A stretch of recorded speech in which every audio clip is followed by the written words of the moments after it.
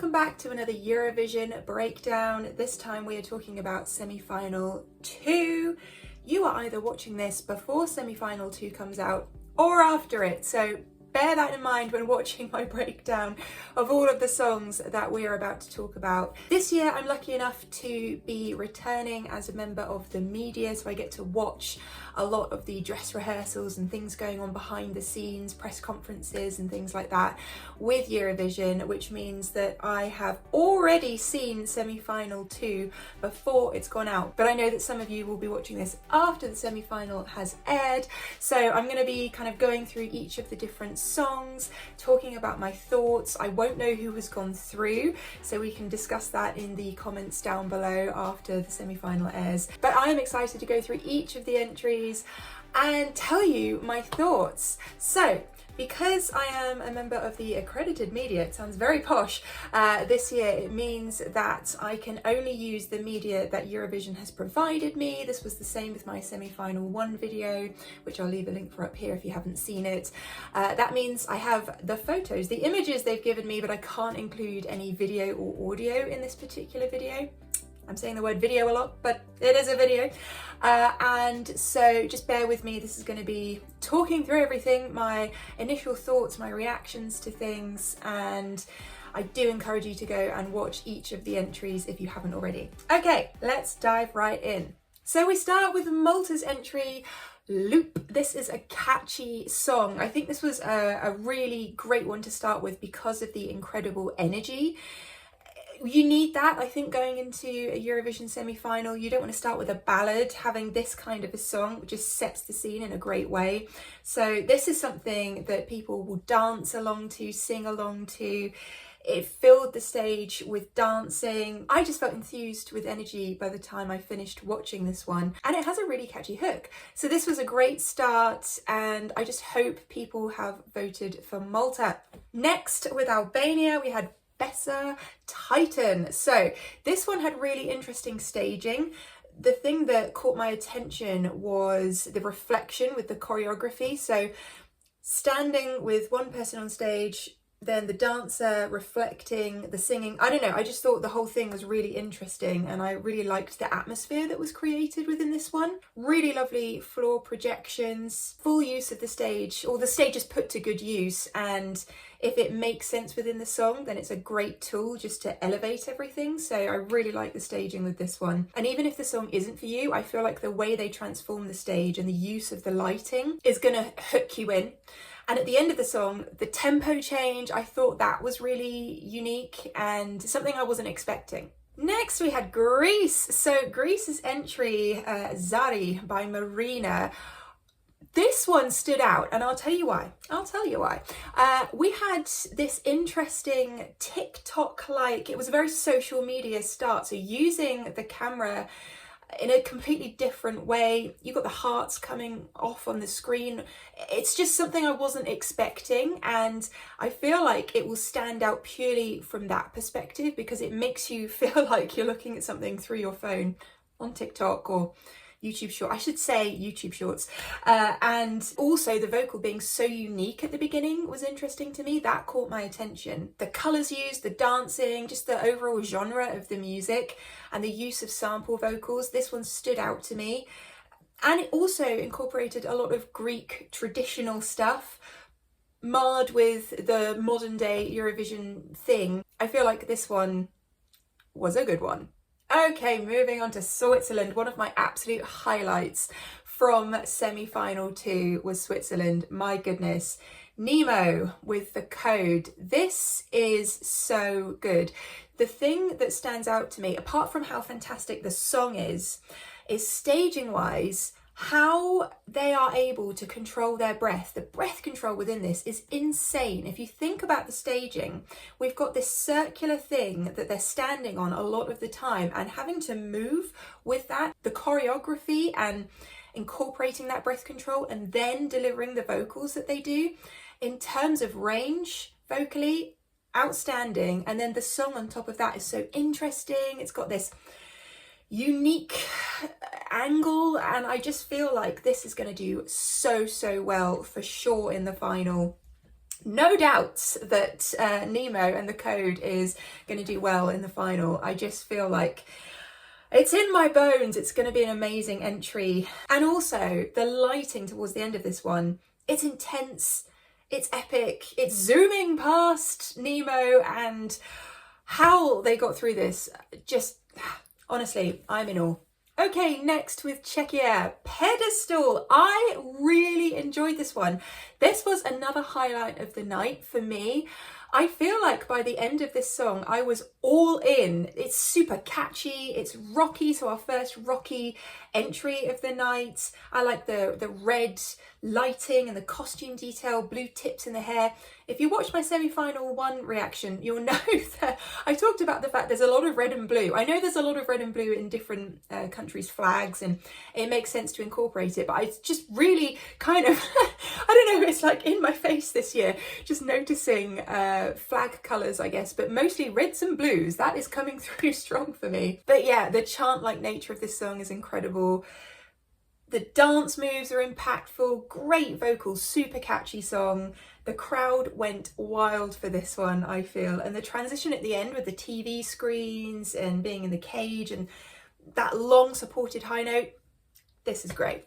Austria. So in Austria's entry, Kaleen, we will rave. We did. I love how this one moves from a breathy, ethereal kind of vocal into just club and dance fun. It's catchy, it has a hook that will keep you singing.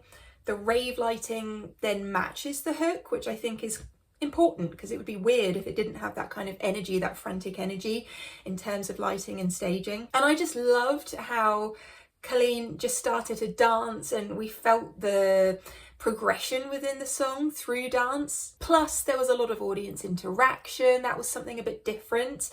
And the drums in this are epic. The spinning camera, the lighting, just everything about this was really good. Okay, Denmark, SABA, sand. The word sand is sung a lot in this song. If you want an easy lyric to sing along to, this was the one. Yeah, Sand is a great song. There's an almost whispered vocal at the very start of this, so it's in the lower part of her range. But then it all just kind of goes into this massive euphoric pop song, which I really appreciate. I feel like it's a really well written song. And SABA is standing still within this one, so everything that's going on the screens is what makes it magic. If she moves her hand and sand comes out on the screen behind her, it's all about those camera angles, and I thought that was really a clever detail. And of course she had sand that was dropping from her hands. It all rhymes, but a really interesting one because of that, you know, creating the energy on stage, the amount of things to fill a stage if you're just standing still and making sure that it doesn't feel like there's not enough happening. I didn't feel that at all during this one, and it's a beautiful song. Oh, and also the heart lighting. Ooh, that was a standout lighting wise for me from the whole evening. Okay, Armenia, LADANIVA. So this was very different, very colourful, like a party that we were all invited to. I actually love how fun this one is. It comes across so well in a live situation, and I have no doubt we will all be singing la la la, the la la la bit for weeks to come. It's gonna go into your brain and never come out. Especially at the end of this performance, I was singing along, but all the performers on the stage were connecting with the camera really well. That's something I noticed and something I appreciated. And again, just the audience interaction and an overall really well polished, well delivered vocal. Great vibes. Latvia, Don's Hollow. So more watery imagery on the floor, if that's the right way of saying this, but we've had a lot of water imagery, so I'm just noticing these similar themes throughout some of the entries. This was our first ballad. I like that when he sings straight to camera and you have the effects behind him, we see these circular pulses and it all kind of lines up and makes sense. It's very intense. He's an intense performer, so that emotional connection was there. And I really like the soaring nature of this one and the interval jumps within the chorus. I thought they were really interesting. He's got a powerful voice. The strings are great, really nicely arranged. And there's a thoughtful end where it just comes back down to piano and vocal. So yeah, this one was different and I really enjoyed it. San Marino. Okay, so at this point, whilst I was watching, the semi-final dress rehearsal, we started to have some technical difficulties, and so that's something that I'm going to talk about a little bit through a couple of the entries, but I was unable to watch the whole of this entry, which is slightly frustrating, but I can say from what I did see that it was unique with the backdrops. I love the use of the pink. It was punky, it was rocky, we had some tilting in the camera work, which I thought was really cool, and just the contrast of the pink against some of the more gothic animation I thought was really, really great. Strong vocal, but yeah, it cut out for a lot of this one. We did get sent a message later on in proceedings saying they were having a lot of technical difficulties, which is such a shame, but I'm really hoping that this one went off without a hitch on the night. I'm sure it did. If we're watching this after Eurovision's gone out, the semi-final 2, then I'm sure it was great. Okay, Georgia, Nutzer with Firefighter. This is fiery, as it should be, I feel, with a title like this. It's on point, energetic, the dancing is amazing, there was an incredible use of pyrotechnics within this one, and a super strong vocal, and on top of that, punchy hooks. And again, the use of the screen behind this one was perfect. We had the fire metaphors and then literal fire in our faces, and I really feel like this one will have done extremely well. Okay, Belgium. So during Belgium's rehearsal performance, this was Mustii before the party's over, again, technical difficulties, and not just from my end watching, but also on stage there were technical difficulties. So what actually happened was he performed this song again at the end of the night. So he got 2 goes round, and that second performance I did get to see. So I'm going to kind of talk about that one. But this was a kind of change of tempo, interesting staging with the microphones in a circle around him. I thought that was a unique thing just to look at. This is a thumping song. He sings the hook at the end so many times. You can't help but join in, you know, it is hooky, and he puts a lot of energy into his performance, and visually it's beautifully done. As I say, we had technical difficulties during this one. It wasn't the strongest vocal of the night, but I don't know what was going on technically to influence that. So I don't know, I'm going to watch again and see the other rehearsals and see what went on with Belgium's entry. But yeah, really, really strong hook at the end of that song, and I'm looking forward to singing that again. Okay, Estonia, with the longest title in Eurovision history. I don't even know if I should try and pronounce this. Okay, 5 minus X nendest Puuluup narkootikumidest eti midagi. I just absolutely butchered that, but I tried. I did try. So this one is different, obviously, title aside, purely because of the way it begins. They're in the audience, you know, that audience interaction that I think just kind of steps you into a different place, begins right at the very beginning. And I feel like they just wanted everyone to have a party, to have a good time. There's this fun contrast within the vocal timbres, so having the kind of lighter tone and then suddenly this deeper vocal coming in, I thought that was really cool. It's got some super fun parts, especially with the dancing, you know, silly kind of dance moves that we can all get involved with. It felt like to me like I was at the pub and a party had erupted, except that there was a giant blinking eye behind me, you know. just a load of fun. Next we had Israel's performance. So this was Eden Golan with Hurricane. So this one had a great use of piano vocal. There was a wheel that they had on stage, which the dancers were performing a lot from, and it created some really interesting silhouettes, especially with the lighting. A soaring vocal, really well controlled vocal, some moments with delicate breathy stuff, which stand out. And again, the use of blue lighting, which then broke out into golden yellow lighting.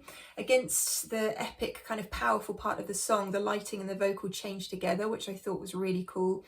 Really strong vocal. Norway! Okay, Norway. So I love the use of traditional instrumentation within this. Really interesting backing vocals, nicely mixed. There's a constant build up in the beginning of the song that resolves into rock, which I really wasn't expecting. And I love the use of the delay on the vocal in the chorus in this one.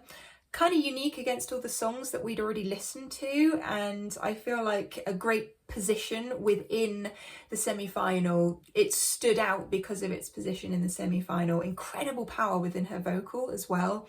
I like how the camera was following her around, and just the energy on stage was palpable within this one. It doesn't rely on anything except pure rock and performance technique.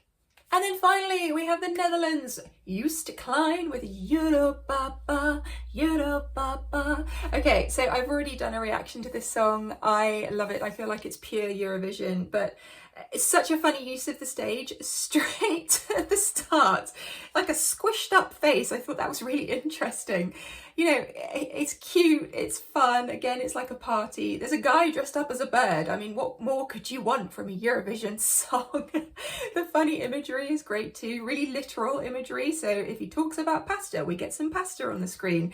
You know, all of the dishes that he names, we see them. So it's a very literal account of what's being said lyrically, and I love that it doesn't take itself too seriously. It's especially meaningful, I feel like, with the final moments where he's essentially talking to his dad, and I like that that moment was kept within this song. It didn't end with the fun stuff, it ended with a more poignant part, and it felt like the perfect close to the night. And if you are watching this before the semi-final goes out, then you will not have seen the fun things they do after the performances have finished. But if you are watching after the semi-final has gone out, then you'll know what I'm talking about in the tributes that they had. So there was a really fun moment for me, anyway, because I'm British, so there was a fun kind of part that went to Brighton, and it was only like 5 seconds long, but I thought it was really funny. So let me know if I'm alone in that when you see that bit. But there's also a load of fun sing-along moments here. They really lent into their history with Eurovision, and also having Cha Cha Cha play again. That was amazing. I feel like that was the right move to have Kaleen come back and perform. Loved that. So a really fun kind of big musical number as well to finish up with. And yeah, it was just a fun night, very different from semi-final one, I feel, just in terms of lineup with the actual contestants, the artists, and then also with the entertainment at the end. It was just all different. But let me know your favourites from that semi-final and what you think of the results if you're watching this post the actual semi-final going out live. And let's see what happens with the final. I'm posting loads of Eurovision content at the moment here on TikTok, on Twitter. I am live tweeting as the shows go out, I should say on X, so follow along there as well. And yeah, it's a party. So I hope you enjoy the rest of Eurovision, and if you enjoyed this video and you haven't already, feel free to hit that subscribe button, become part of our family here. You can find links to all my various services in the description box down below, and I will look forward to seeing you on another video very soon. Love you.